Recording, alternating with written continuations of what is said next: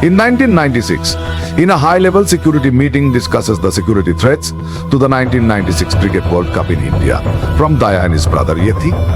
The police captured Yethi's henchman to interrogate him about Yethi's whereabouts. Yethi was last seen with Muruga, a politician who is also a smuggler. Learning that Muruga is dead, they pose as undercover smugglers wanting to illegally smuggle stuff off the coast. They approached the SP Tulasi, who asked them to visit the Red Sea villages in the Ratnagiri mountains. They visit Bhairava Bhaira in the village and threaten him to smuggle goods, only to be violently rejected by him. Inhabitants of these villages were once warriors defending the seas.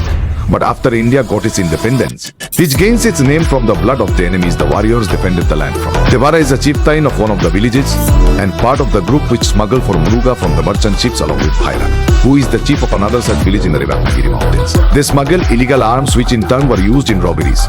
And one such incident occurs near the villages. During a smuggling expedition, they are caught by the Coast Guard, and the commander of the vessel, Irfan, reveals the items they were smuggling and how he expected honor amongst the descendants of the warriors. Devara has a change of heart and decides to stop their smuggling operations, which is not liked by the other chieftains, including Bhaira. They hatch plans to kill him but fail. Devara successfully stops the villagers from entering the seas for smuggling. He later disappears after an attempt to kill him and writes a message on a rock bed near the shore that he would continue to kill those who venture out to the high seas for smuggling. Years pass and everyone adopts fishing as their livelihood as Devara kills those smuggling, while remaining invisible to the villagers. His son, Bharat, grows up to be the quiche opposite Indimiano to Devara, who was seen as a brave warrior. Tangam, the daughter of the chieftains of one of the other villages, is his childhood friend and love interest. She refuses to reveal her feelings for him until he did something which would honor his father.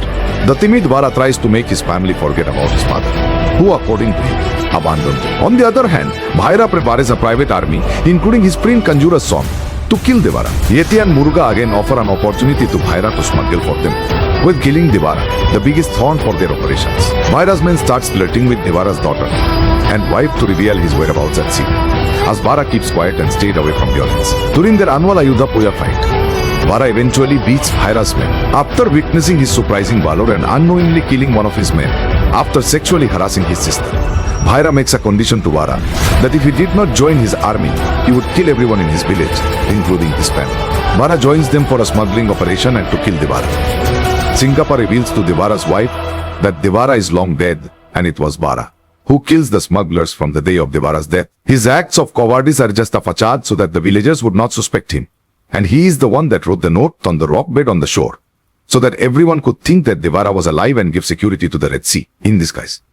Meanwhile, Bhaira kills Bhaira's men and bring their bodies back to the shore. To instill even more fear in the villagers, Bhaira also marks himself in front of Singappa and Devara's loyal idols as he went against his father.